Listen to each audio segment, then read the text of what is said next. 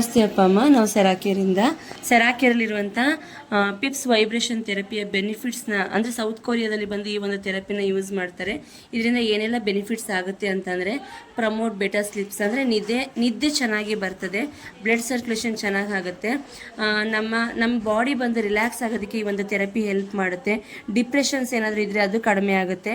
ಹಾಗೆ ನೋವುಗಳು ಮತ್ತು ಪಾದದ ನೋವುಗಳೆಲ್ಲ ಕಡಿಮೆ ಆಗೋಕ್ಕೆ ಹೆಲ್ಪ್ ಆಗುತ್ತೆ. ಪಾದದ ಆರೋಗ್ಯನ ಕಾಪಾಡೋದಕ್ಕೆ ಈ ಥೆರಪಿ ಹೆಲ್ಪ್ ಮಾಡುತ್ತೆ.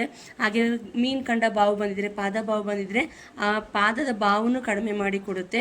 ಹಾಗೆ ಬಂದು ಏಜ್ ಆದಮೇಲೆ ಲೇಡೀಸಲ್ಲಿ ಮೆನೋಪಾಸ್ ಟೈಮ್ ಬರ್ತದಲ್ವ, ಆ ಟೈಮಲ್ಲಿ ಅವರಿಗೆ ಗರ್ಭಕೋಶದ ಸಮಸ್ಯೆಗಳಾಗಿರ್ಬೋದು, ಬಾಡಿಯಲ್ಲಿ ಹಾರ್ಮೋನ್ಸ್ ಇಂಬ್ಯಾಲೆನ್ಸ್ ಆಗಿರ್ಬೋದು, ಅದನ್ನು ನಾರ್ಮಲ್ ಆಗಿಡೋದಕ್ಕೆ ಈ ಥೆರಪಿ ಹೆಲ್ಪ್ ಮಾಡುತ್ತೆ. ಕಾಲು ಪದೇ ಪದೇ ನೋವು ಬರ್ತಾ ಇದ್ರೂ ಸಹ ಆ ನೋವನ್ನ ಕಡಿಮೆ ಮಾಡಿ ಕೊಡುತ್ತೆ. ಹಾಗೆ ಬಂದು low B P high B ಪಿನೂ ಸಹ ಕಂಟ್ರೋಲ್ ಮಾಡೋಕ್ಕೆ ಹೆಲ್ಪ್ ಆಗುತ್ತೆ. ಯಾಕೆಂದರೆ ಈ ಥೆರಪಿನ ರೆಗ್ಯುಲರ್ ಆಗಿ ಮಾಡುವಾಗ ನಮ್ಮ ಪಾದದ ಆರೋಗ್ಯ ಚೆನ್ನಾಗಿರ್ತದೆ. ಇದರೊಳಗೆ 2 ಥರ ಥೆರಪಿ ಇದೆ, ವೈಬ್ರೇಷನ್ ಮತ್ತು ಪಿಪ್ಸ್ ವೈಬ್ರೇಷನ್ ಅಂತೇಳಿ. ಈ ಎರಡು ಏನು ಮಾಡ್ತದೆ ಅಂತಂದರೆ, ವೈಬ್ರೇಷನ್ ಆಗುವಾಗ ನಮ್ಮ ಬಾಡಿಯ ಮಸಲ್ಸ್ನ ಬಂದು ಏನು ಮಾಡುತ್ತೆ, ಟೈಟ್ ಮಾಡಿ ಕೊಡುತ್ತೆ, ವೆಯ್ಟ್ ಲಾಸ್ ಮಾಡುತ್ತೆ, ನಮ್ಮ ಬಾಡಿ ಸ್ಟೇಬಲ್ ಆಗಿ ಫಿಟ್ನೆಸ್ ಆಗಿರೋದಕ್ಕೆ ಹೆಲ್ಪ್ ಆಗುತ್ತೆ.